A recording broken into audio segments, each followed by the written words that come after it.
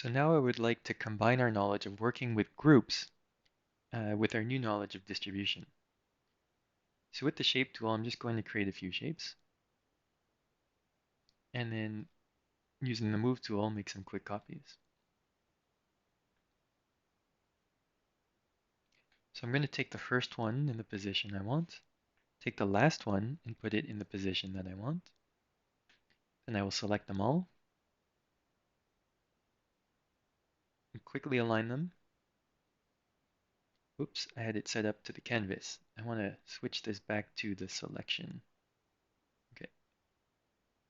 So align to the selection means the layers that are currently selected.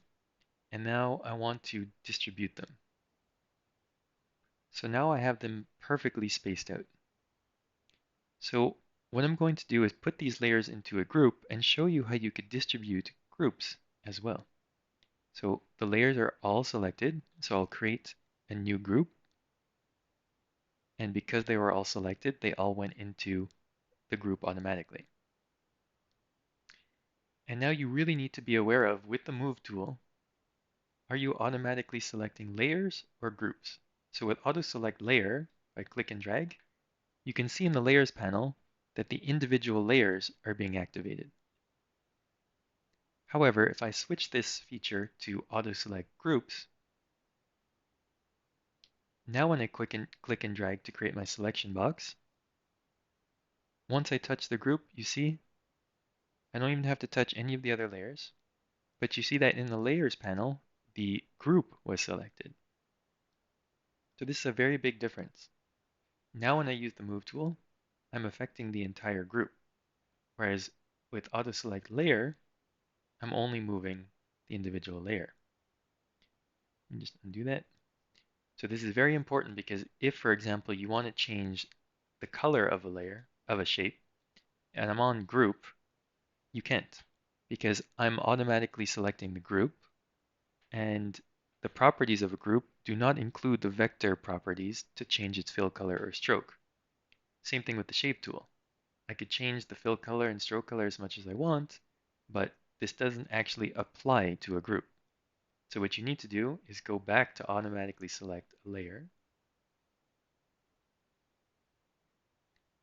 select your layers, and now you could change the color of these shapes because you have the individual layer selected, either in the properties panel if it's a live shape, or with the shape tool options if it's not. Good.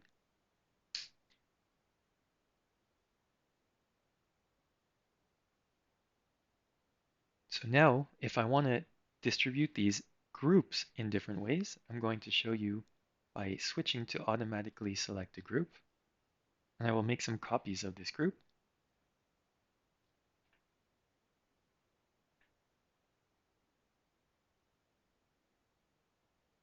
And now with Auto Select Group on, I will select all 4 groups. You'll notice in the Layers panel, only the group is selected, not the layers inside.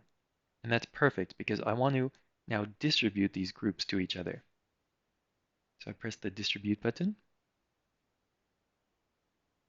And now the groups are aligned. This would not work if we were automatically selecting layers.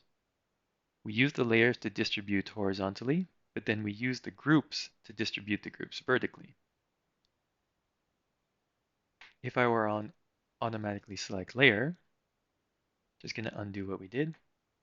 And now if I select all of these objects, you see all the layers inside are selected. So this will confuse Photoshop when you go to distribute vertically because there are all these individual layers that it's trying to distribute.